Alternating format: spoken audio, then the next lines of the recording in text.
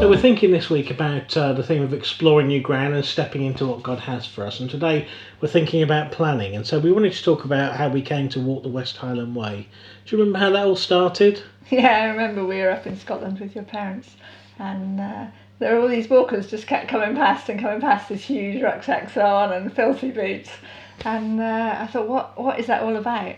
And I went into the shop and I bought this West Highland Way guide map, and we sat and walked. We looked about it and we saw, it's just numbers on the map and contour lines, which meant nothing to me then. They do now, and I just thought I would really love to do that.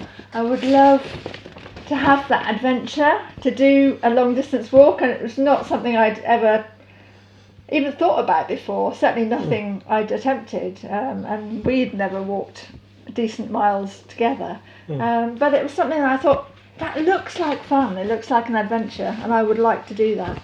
But the boys were young, and we got home from Scotland and it went in a drawer, because how could we do it? How can we walk?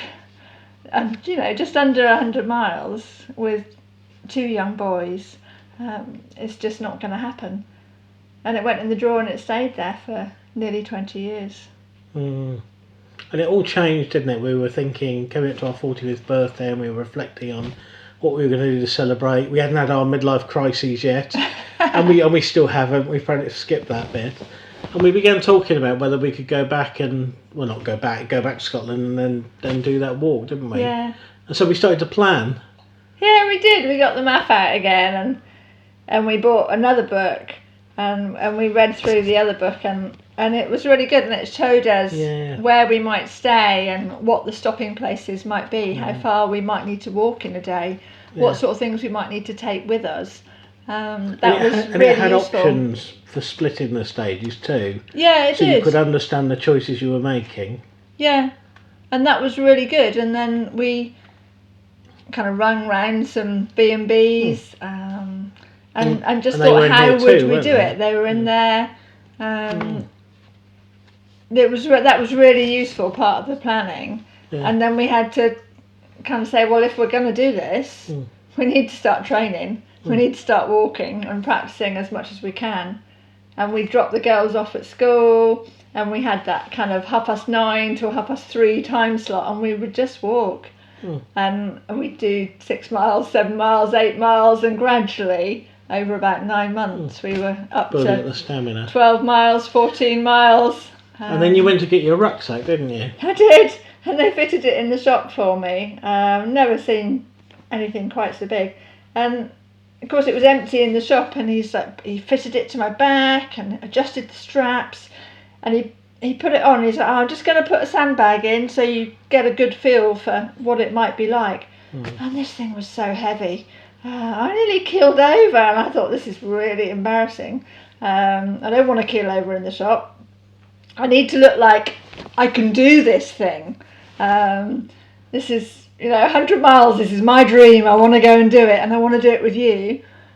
And so I've got to be able to carry this weight. And so I walked up and down the shop a few times and looked at some displays and thought, not sure if I can do it. But we bought the rucksack in faith, got myself some walking boots and walked them in. It's been a really good rucksack. It's seen me through loads of miles, this one. But it made it possible. Yeah. So I guess the difference was actually deciding we were going to do it and planning and making it a reality. Yeah, it was, because we still, we had more children by then, really? And we had to have someone look after them. So there was more in the way, but it was something that I really wanted to do, and something that I thought, if we don't do it now, when will we ever do it? And I didn't want it to be a regret. And an if only moment. So no, we did it, and I'm so pleased that we did. Good, and that's really helpful as we think about planning, and often when we think about exploring new ground and stepping into what God has for us, I guess there's most churches, or lots of us, put that in a "it would be nice if" box. Yeah. We think God wants us to do this, and we'll do it when it's convenient. But actually, there comes a point where you just need to plan and start putting things in place to be heading in that right direction. Yeah, you got to own that dream. Own the dream. It's almost like a Disney song, isn't it? But